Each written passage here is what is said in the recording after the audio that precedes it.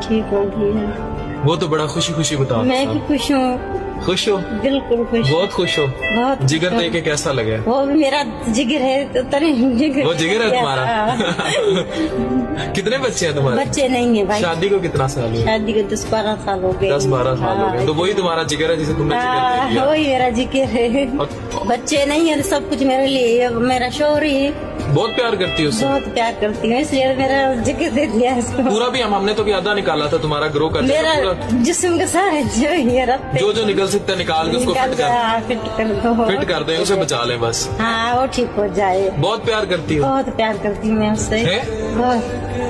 Such emotions are priceless and such emotions can never be paid back. बेगम, शौहर से प्यार and this transplant then. क्या इन चीजों की कोई कीमत हो सकती है? कोई मोल हो सकता है?